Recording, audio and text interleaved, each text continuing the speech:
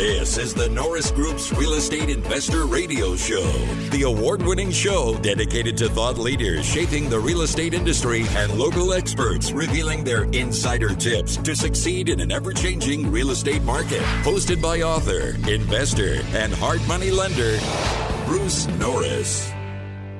Hey everybody, it's Aaron Norris. Welcome back to the radio show. And today we've got Meredith Stowers. She is currently marketing and business development at CrossCountry Mortgage and ADUloans.net with a focus on helping families get into refinancing properties with accessory dwelling units in mind. She operates ADUloans.net and serves as the founding member of ADU Coalition. She recently wrapped up her national syndicated column, The Marketing Coach, in the business journals, and previously she was chief operating officer for Voices Heard Media, the leading social media application and consulting company, which included clients like Disney and Scripps Network. I had no idea that you had such a background in marketing. So why real estate? I know. Good question. And the answer is, my mission in life has always been kind of helping people in some way, shape, or form. We're always learning stuff, all of us. And if I can make somebody's life a little bit better, and housing is one of those critical elements. The real estate market's really changed. If you look online at the cost per square foot, in the Southern California market, it's typically $800 to $1,000 per square foot. Whereas with the ADUs, you're looking at around $325 per square foot, maybe $350. Of course, prices are going up on everything. So the volume is switched, and yet construction is terrifying for so many people. So if I can help handhold them through the process and get them financing that's even better than purchasing, I'm going to do it. Well, and before we get into ADUs real quick, I also wanted to mention your nonprofit. Number one, I don't know how to say it. I'm afraid I'm going to say it wrong. Oh, Think House. Yeah, so thinkhouse.com is actually that was an online community for military families. It was the largest out there. And simultaneously, we created Operation Homefront and built it into the 5th largest charity, in America to help military families. And that also went hand in hand, because when we could see families struggling with deployments and things like that, we could leverage the charity to swing into action and help. Makes a big difference. And a lot of that is setting expectations, goal planning, helping young wives manage finances and so on, because often they're left on their own. It's not the guys doing it, it's the women who are steering those decisions. Yeah, when the men go off to war, which there's still a lot of more men than women who get into. Much more. Yeah. Interesting. That's I can't. You said it was the 5th largest nonprofit serving the military? Yeah, it was the 5th largest nonprofit serving military families. So I haven't been involved with it for a little bit, but again, it goes back to just trying to help people. And even though I work in mortgage lending now with my husband, it's all a theme of helping people, do something great in their lives. All right, so ADUs come on the scene. You were one of the only lenders at the time who even knew what ADU meant. Like, why was it attractive to you? Because it was messy. Yeah, ADUs were messy. They are messy. And my husband, I got to give kudos to my husband, Michael, who is honestly a financial genius. And he's been in mortgage for 30 years. And he's seen every type of loan, and he's not afraid to creatively solve problems. And that got me excited, because renovation and construction loans are hard loans. And so if you can get our goal, if we can get our manufacturing process on the loans down to a science and have a better experience than what most of the situation is, that to me was a blue ocean strategy, and not just for our business, but for the people we're helping. I just see these prices go up and out of reach for so many people trying to buy a home, and construction makes all the sense in the world. What I also love about ADUs is it keeps families together. I see a lot of multi-generational families, especially during COVID. And Mike and I have 6 kids between us, and many of them are adults now and about to have children of their own. And it just occurred to me, how great would it be if we weren't all crammed into a house during COVID, but we could have our privacy and individual families, and it would be less expensive for the kids than to buy a house. And you create this family compound where the grandparents can help with the little kids, but also, my in-laws really need help now, and so to be able to look after them is kind of a good fit for everybody.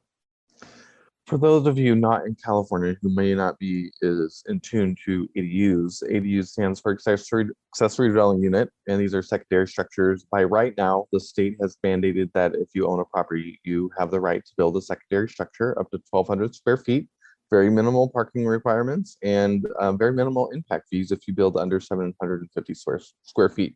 So part of today, we have a lot of investor listeners. I want to cover this angle because so many consumers are looking to build, but also buy houses with ADUs. And it's just really important to understand what the lending has done in the last couple of years to adjust to the new reality. It's just been really crazy. Absolutely. And it's not just California. Cities across America, and particularly in the Southeast, have adopted ADU laws, usually just one ADU. ADU is mortgage jargon for accessory dwelling unit.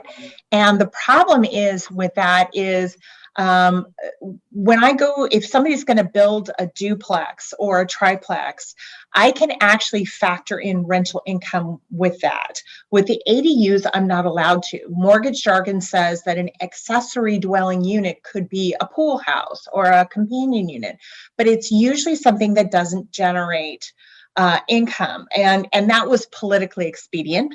Who can possibly be against grandma having a granny flat? But that's why these are called ADUs. So we got really good at those. And we have a new White House, and Sandra Thompson, the new head of the Federal Housing Finance Authority, said they intend to double the stock of housing on both coasts using ADUs. So that's how big of an investment is. Wow. Yeah. I didn't know that it had made it up to Washington. I still thought it was just a select few states. We've had a number of meetings actually with the White House trying to convince them to treat ADUs like rental properties, to some success, but not much. So, for example, it's really important, and this is why, Aaron, you and I work together. Fannie Mae is no longer financing ADUs on multifamily homes. So sometimes we have to go to private money to build. So in California and even some cities like San Diego, you can build multiple ADUs on a single family home unit. I've seen one property that is a single family home. They're building 8 accessory dwelling units, and there's no way to finance that in either traditional residential or commercial. So that's where the private money comes in, but it makes sense. Fannie Mae won't even let me do a rate and term refinance on a property with ADUs. And we're seeing trouble now with purchases. I know they will not touch them. They do not want to support investors. They're really pulling back out of the market. And that's not a bad thing, because the market is really going back to what historically it's always been. Yes, there's a portion financed by Fannie Mae and FHA, but there's a huge portion of non-traditional lending and what I would call common sense lending. Well, let's cover the San Diego thing really quick, because this is important to know. The state has mandated, it set the guidelines, it set the bar. It doesn't mean that your local city or jurisdiction can't be more aggressive. Some cities are allowing tiny homes, which fall under DMV regulation. It's not real property, it's personal property. Right. But yeah, you really have to, unfortunately, dig in a little bit more to find out what the local regulation is around it. San Diego has been one of the cities that has been the most aggressive. So 8 on one single family lot? Yeah. So, okay. And let's go back to what is an ADU. Essentially, it can look exactly like a rental unit up to 1,200 square feet. Well, 1,200 square foot house, most of them are 3-bedroom, 1-bathrooms. So these are pretty big houses. A junior ADU in California typically has to be attached to the primary home, and it's usually a garage conversion. Well, that can fit a 1-bedroom or studio. You add some decking out there and it feels even bigger. So these are pretty sizable units. Right now, the standalone ADUs are typically costing about $300,000 to build. That's nothing compared to buying a 1,200 square foot house at an average price in San Diego right now is $789, and it's much higher across the state. So it's double the price. To why pay double the price when you can build a custom brand new house for half that price?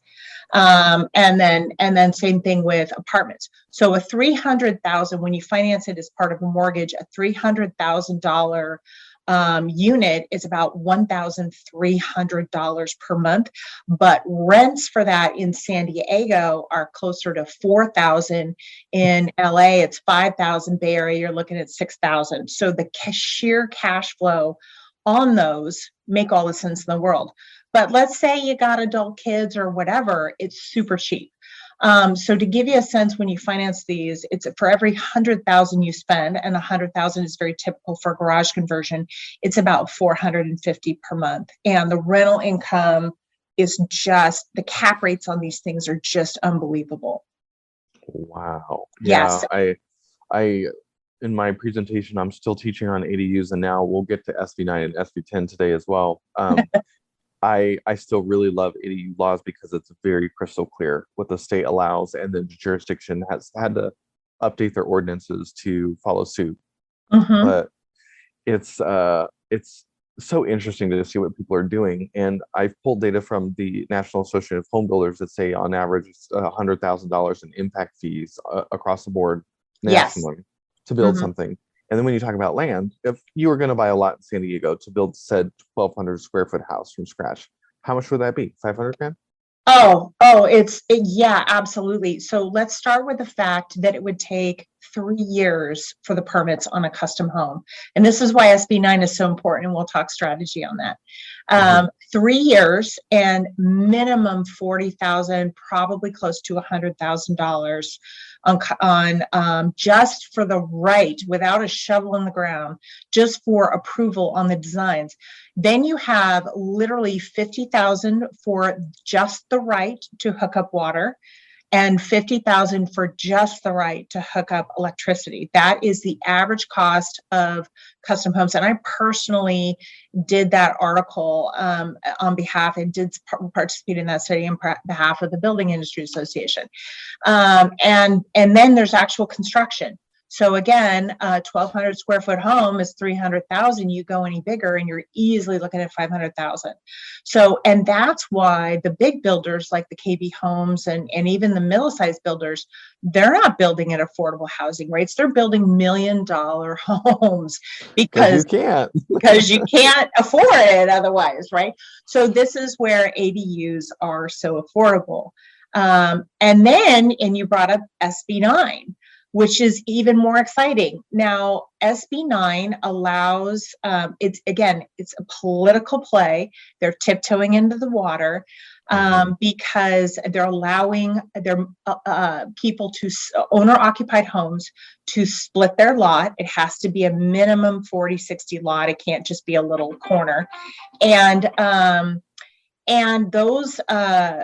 then at that point, you can sell off the lot or all kinds of things. So I asked Gary Geiler, the head of the city of San Diego, because I get this question all the time. Well, do you build the ADU first and then split the lot? Or do you split the lot first and then build a custom home? well, duh, what's cheaper and easier? The ADU. So I asked Gary, I said, so if I build an ADU and split the lot, I said, would you permit this as a custom home if I built it to that specs? And he got a little growly at me, but ultimately he said, yeah, I'd custom build it. I'd charge you $40,000 for it, but yeah, I'd permit it. Well, shoot, that's a no-brainer. I mean, it's right. Well, one of the caveats of the law is that the cities have 60 days to approve these things. If you've got a complete application, and it's one of the reasons I don't like SB9 is because it's very vague. You go to the back of the line and the cities don't like it. So if you look at the bill review, who was against it? It was every city. Yes. So, and realistically, I'm seeing turn times on ADU projects at 4 months, still way better than we've had. I think that the regulations are going to come, from what I'm hearing, are going to come out of the Department of Housing and Community Development, which regulates all these localities on these rules. I think SB9 is ultimately going to change it to a 6-month turn time and 30 to 40,000 and max. So I think, again, it's helping. California's permit departments have really had their way. And this is why a lot of people don't build in California, because it's so subjective, and they're trying to change some of that. But even so, a lot of people think California is unaffordable. I think California is an very interesting market because number one, the rents are so high. People in California say, oh, I'll go buy in Ohio or Florida or whatever. Yeah, but then you're getting Ohio and Florida rents, and California is much higher. But two, California has really lagged behind every Western city, coastal city in the world. And that we're living this single family dream that isn't reality. So you're going to, the next 10 years, you're going to see lot splits, you're going to see condotizing of ADUs, and you're going to see it build up the way that Boston is, or DC, or that kind of thing, because there's just not enough living space. And so really, if you're buying a house with a big lot at 700, 800,000, that could be 3 homes in one.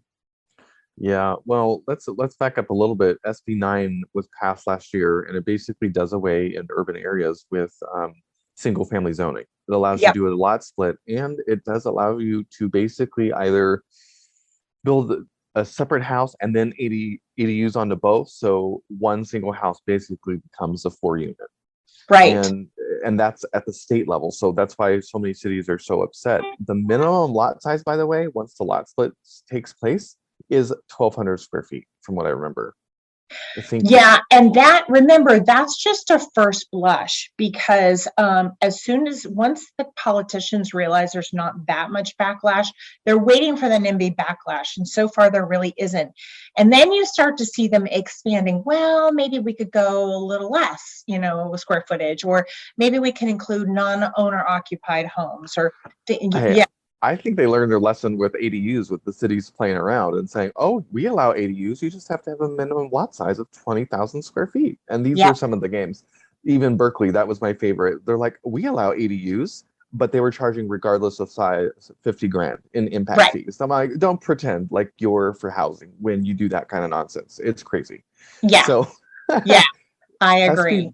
SB9 is, a lot of the development departments are not happy because it takes local control away from zoning. Now, they got all their RENA numbers, all the affordable housing, everybody's different. Actually, LA just got in trouble. They got theirs pushed back because it wasn't enough. They weren't going to meet their goals. But I talked to one development department who basically said, they're telling us that we have to build at our best year we've ever built for the next 8 years. It's just not going to happen.